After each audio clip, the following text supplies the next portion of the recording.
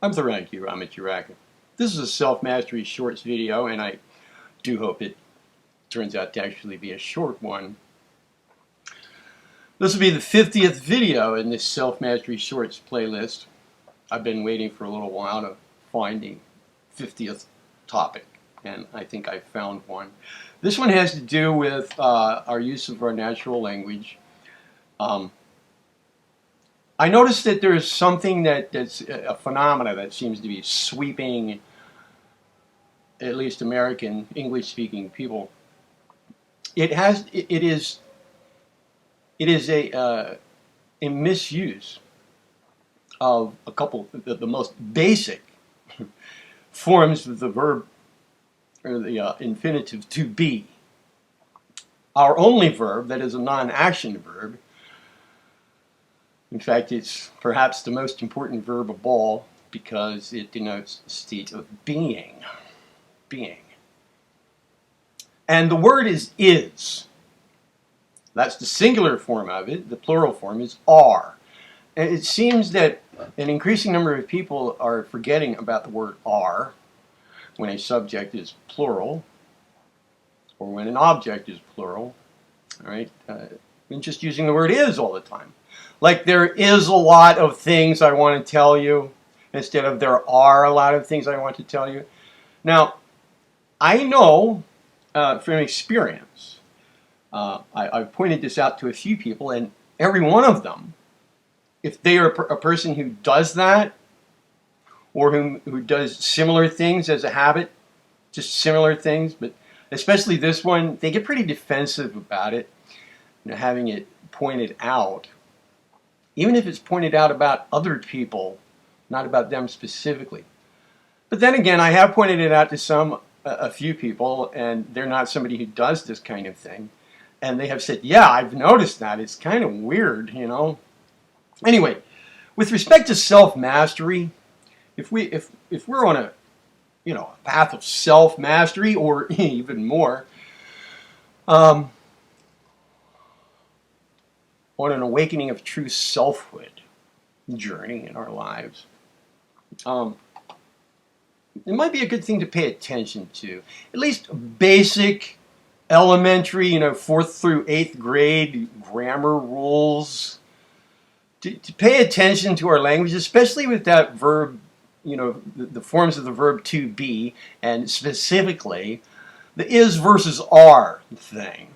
And use them appropriately. Why? Well, there are various reasons. For one, if you're somebody who does this, who just constantly uses the word is, either where is should be or where are should be, just universally apply the word is and forget about are, it might be something to pay attention to. Why? Well, like I said, there are various reasons. With respect to self-mastery, an important aspect of self-mastery is the development of the use of will, and there's really no better way to do that than to apply it in situations in which you really don't have much interest. So if you're somebody who just doesn't really care about such a thing as the verb to be and using it correctly,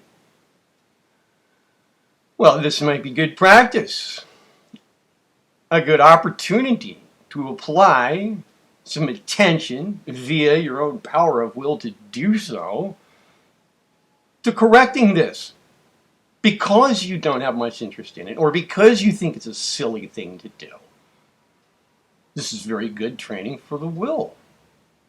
Excellent opportunity for it. And what does it have to do with true selfhood? Well, what is the core affirmation of true selfhood? Is it I was? Is it I to be? Is it I be?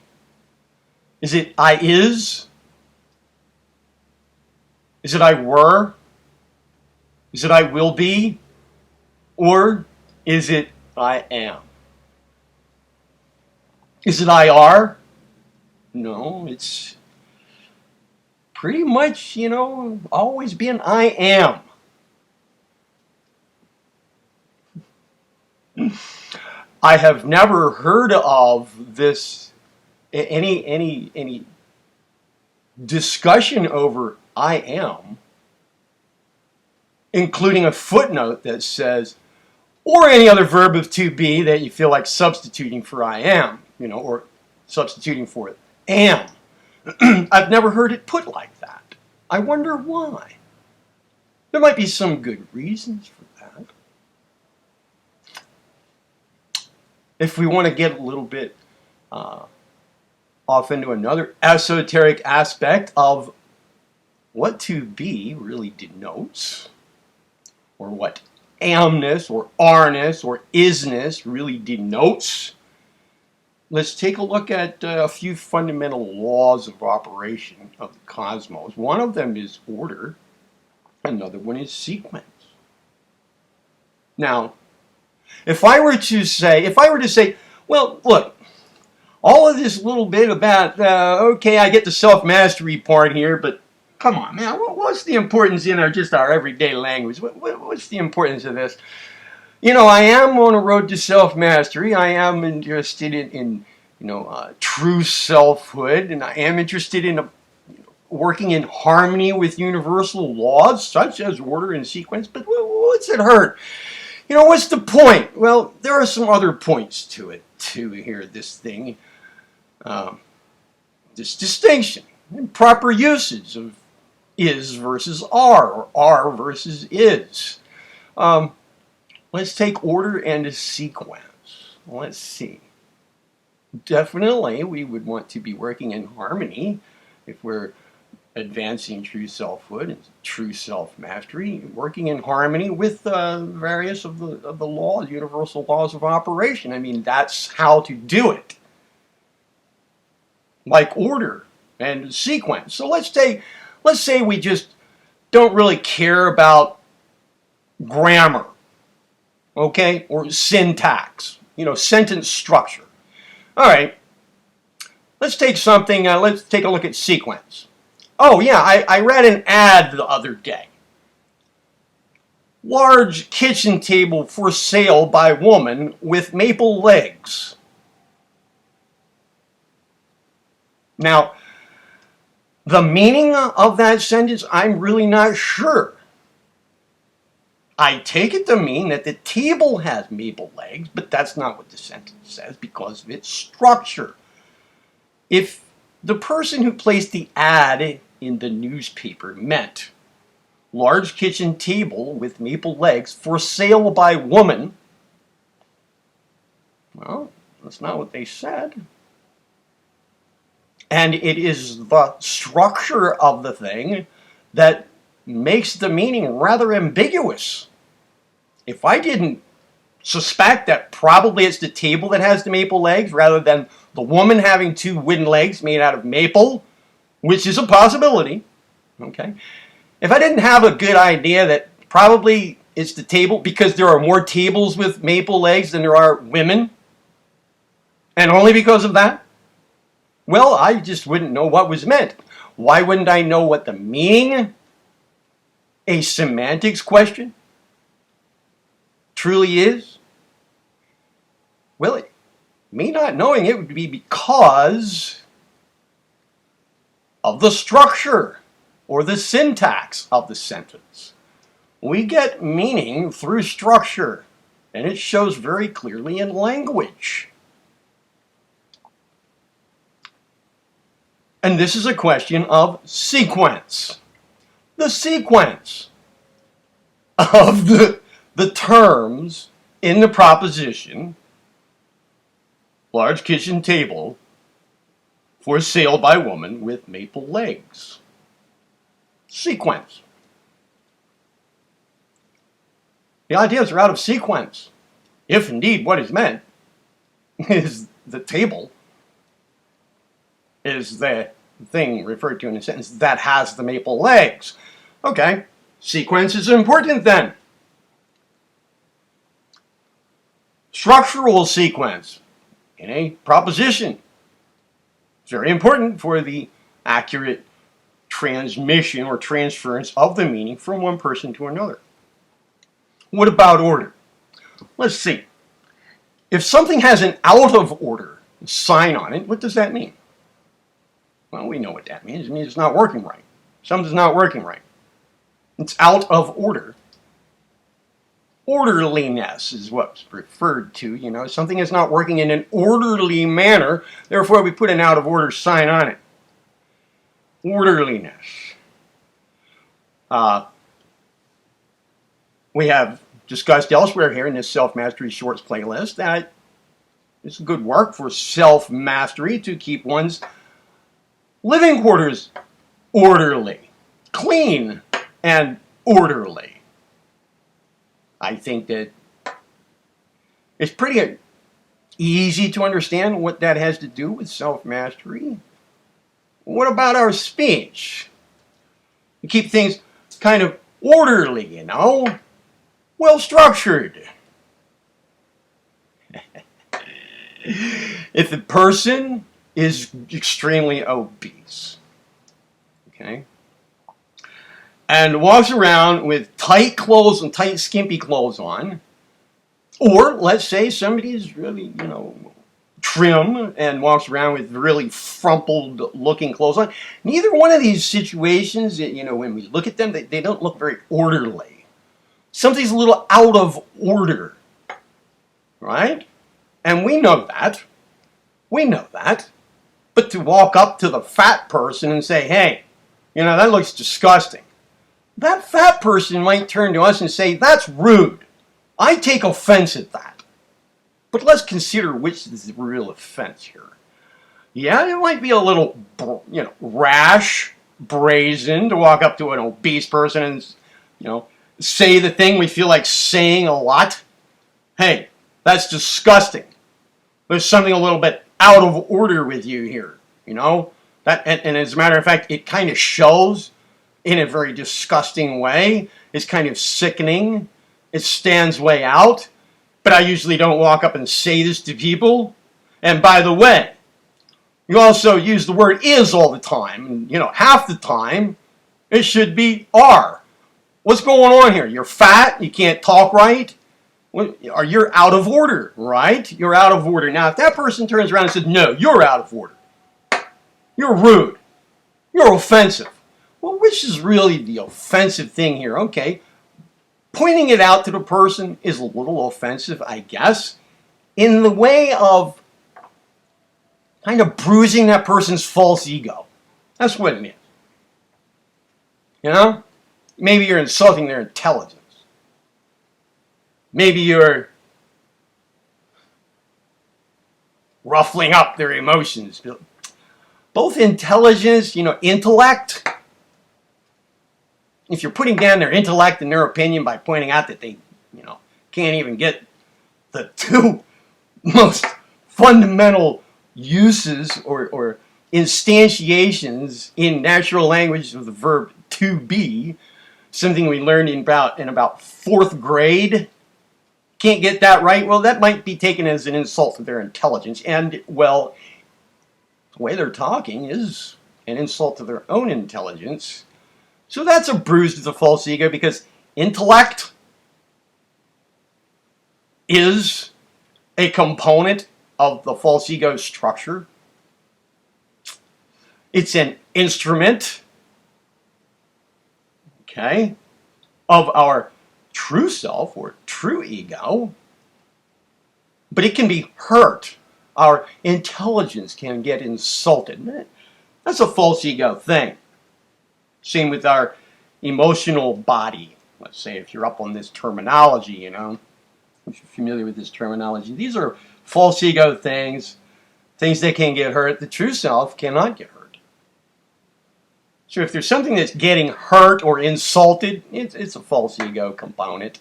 And if we're on a road to self-mastery and true selfhood to go along with it, in other words, true self-mastery, well, we kind of want to get past this false ego thing, right? Learn to use its component parts, its constituent parts as instruments rather than to be slaves of them and go around getting hurt over something all the time, right? When somebody points it out. Same with the fat person. I mean, which is the real offense?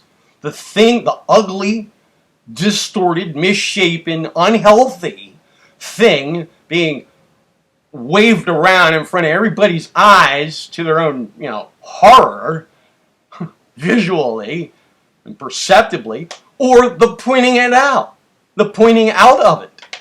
This is the real offense here.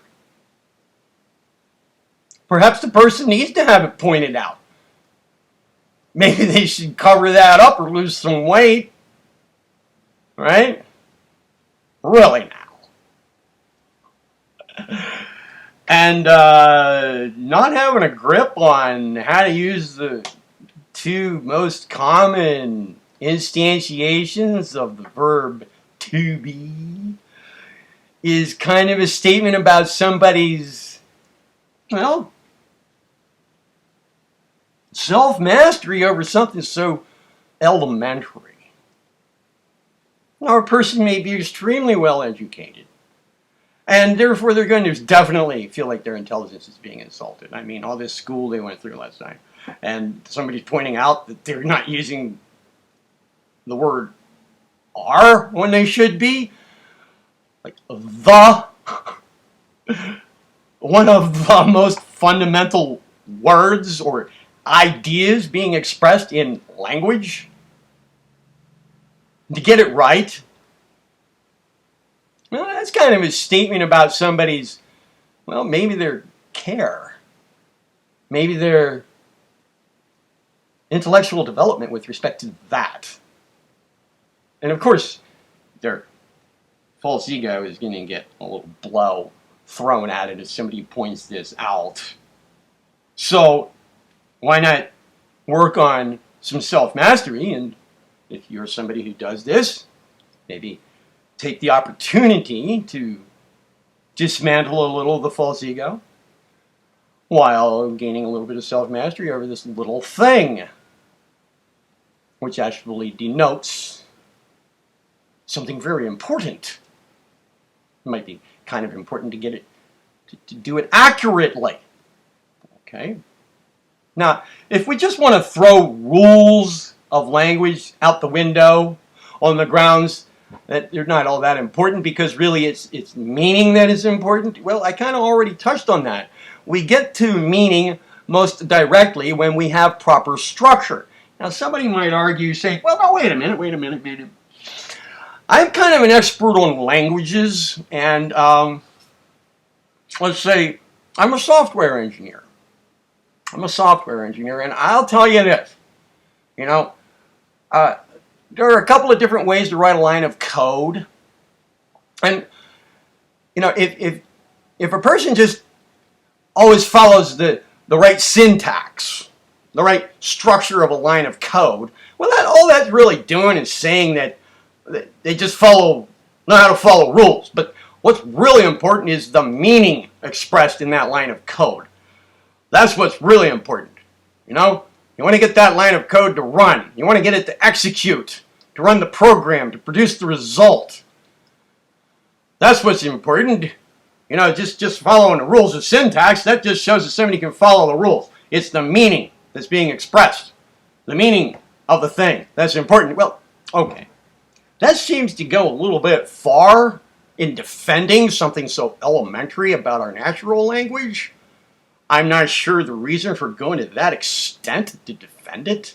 To defend something like just putting a little attention on a basic rule of grammar that sticks out to people who actually still know the difference in this world. Kind of like sticks out like somebody who's 400 pounds. Although it's getting very common to be obese too. Well, that doesn't make it stick out less to me. Makes it stand out all the more. But anyway, I'm willing to bet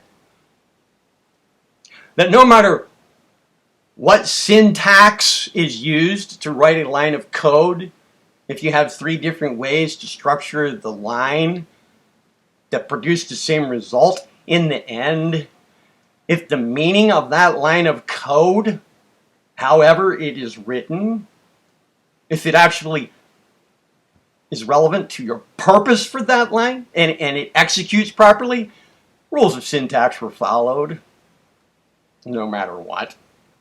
Because if they weren't, that line of code wouldn't execute, or would execute improperly if it executed at all. So coming up with some high-level expert opinion about computer languages to kind of like stand as a model for explaining away or rationalizing or having an excuse for just not doing something as simple as using the word are, where you should use the word are, and using the word is, where you should use the word is, doesn't really work. That's going a bit too far, and it doesn't prove the point anyway. Well, if we do want to go that far, then we could go one step further and discuss how languages are formed.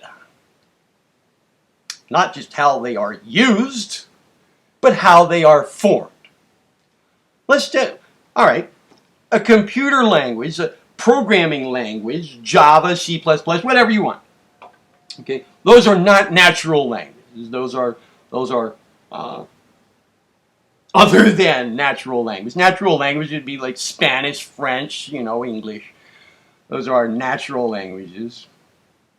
All right, let's go with the unnatural ones. In fact, let's go a little step further than, let's say, programming languages. Let's go straight to logic languages. Let's go all the way there. Let's just push this as far as we can if we're going to bring up something like that. I know that in creating or generating such languages, the first step is to establish what we call a lexicon. That's a vocabulary. What is going to be our vocabulary? What are going to be our symbols? Let's say our logic symbols. The next thing to do is to define that lexicon. In other words, write out what that lexicon means. In other words, establish a semantic foundation. All right? And then the next step is rules of syntax. Why? Because the only way to combine this lexicon, or to form combinations from our lexicon, in other words, lexical expressions that use our lexicon, in other words, that use our vocabulary and put our vocabulary together in combinations or in phrases, all right? The only way for the semantics, the meanings of these combinations to come through is to arrange them in a proper sequence in an orderly fashion. In other words, follow the rules of syntax. Otherwise, the meaning will get terribly misconstrued. So, saying that rules of structure are not important, it's the meaning that is, kind of overlooks the relationship between the two. Doesn't it? And honestly, when somebody says there is a couple of ways to do this, if it wasn't for the fact that it is so common these days for somebody to misuse the word is in this manner, I would have a little bit of trouble figuring out whether the person meant there are a lot of ways or there is only one way, but just use a lot of ways incorrectly. I wouldn't know which was which. Whether the person screwed up on the word is or screwed up on what came after it, I wouldn't know, because they're giving me a mixed message. Now there's another aspect to this, a couple more that I want to touch on here in this Self-Mastery Shorts video with respect to self-mastery, and true selfhood, personal evolvement. Let's just wrap it up like that, okay? There's such a thing as personal atmosphere and another thing called common courtesy. Common courtesy is an aspect of our personal atmosphere, and by personal atmosphere, I mean how we interface with other people. Now, The fat person is interfacing with other people visually, at least, in a somewhat big way. Now, common courtesy, a division of, let's say, personal atmosphere.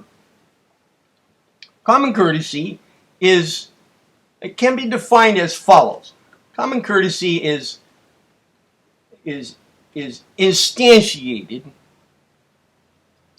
in our everyday activities when we do little things to make another person's day a little easier. You know, like holding the door open for somebody, saying thank you, saying you're welcome, saying please. Or, if you're 400 pounds in weight, you don't wear a bikini. It's kind of common courtesy because you're making a person's day a little bit more difficult to make them have to look at all that fat.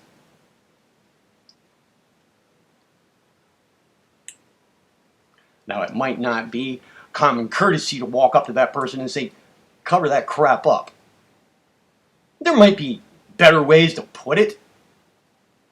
That'll be a little closer to common courtesy. But sometimes to point out something that is really obnoxious and disturbing and kind of doesn't really make your day go any better, kind of makes it get a little interrupted in a distasteful way. Pointing it out, there are some more common courtesy ways to do it, but it might just be considered a common courtesy to the human race to actually point this kind of thing out. Kind of like saying, hey, you know what?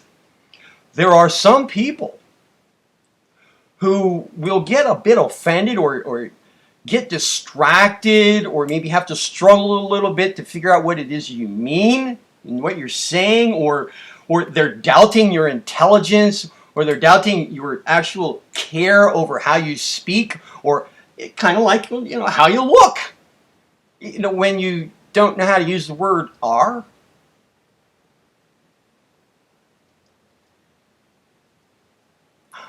I don't know. What do you think about that? And here's the other thing I notice.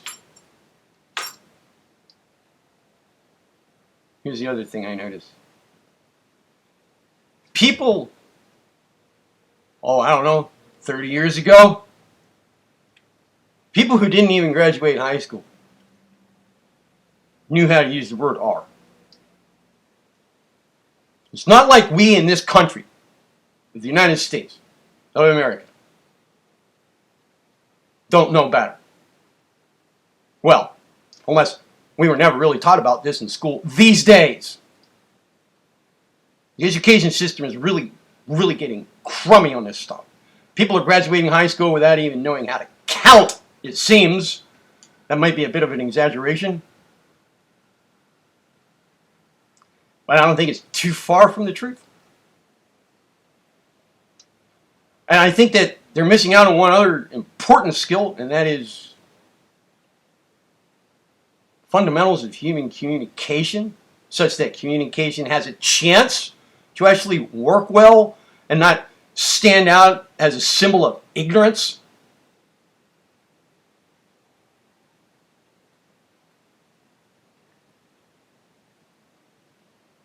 A little self-mastery over something like this could prove beneficial in a lot of ways.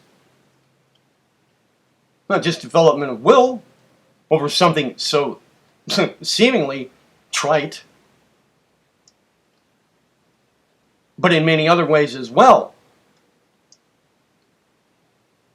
That's an example. You know, the education system not really ever just like learning how to do this right.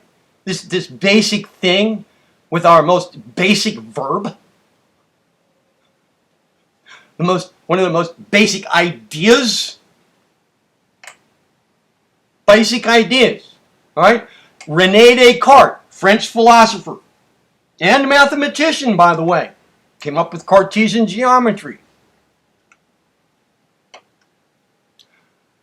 He wanted to strip down everything that we think we know, kind of peel that stuff all away.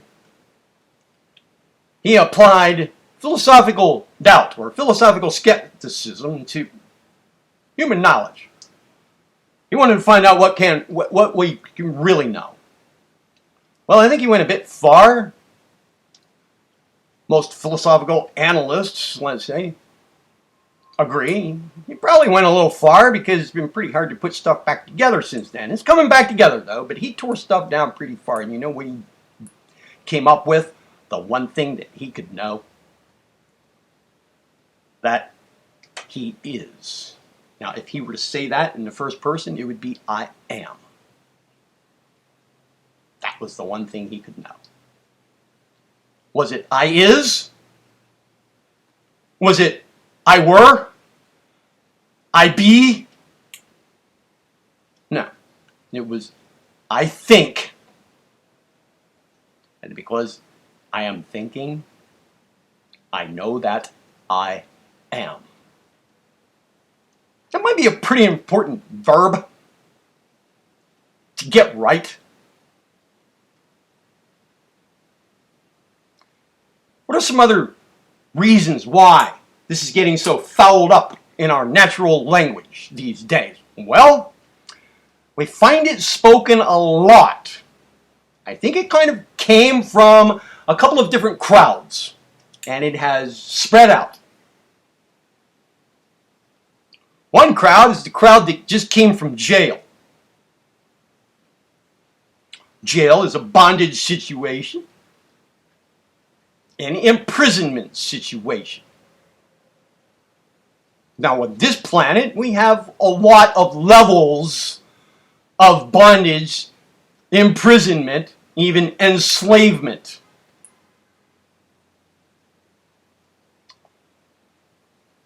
Going on. All right? One of its most obvious manifestations is jail bars and being behind them.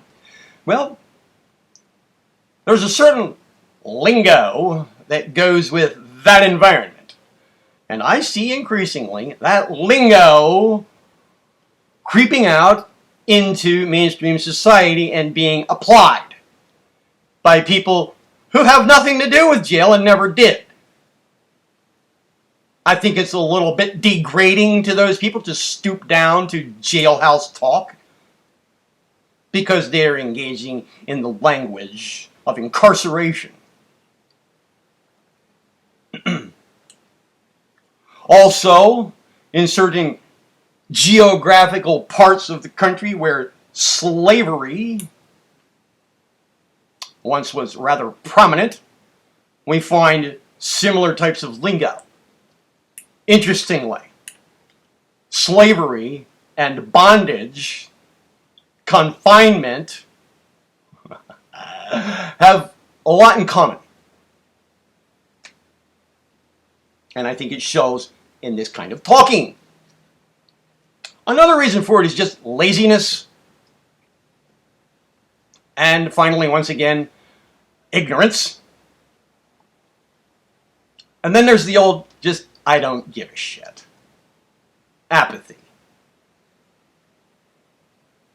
Well, none of those are consistent with self-mastery or true selfhood for a lot of reasons. And I think I just laid out quite a lot of them. So, the point of this self-mastery shorts video is practice speaking, at least speaking in your interfacing with other people with some basic rules of grammar and tact. And don't come up with any excuses to do otherwise, because they don't fly. They just don't fly. No matter how technical or highfalutin your ideas, your arguments are in defense of such abusive language, of such sloppiness in language, we'll boil down to the same things. false ego getting punctured, laziness, and adherence to bondage and enslavement talk, whatever. Largely just false ego and laziness, I guess, ignorance, whatever. Or maybe not comprehending the deeper philosophical characteristics of talking. Well, that's ignorance too. Kind of excusable ignorance, but if you've just watched this video, you have no more excuse there either. So, if this kind of rubs you the wrong way, then this is the perfect opportunity for you to work this into your self-mastery thing.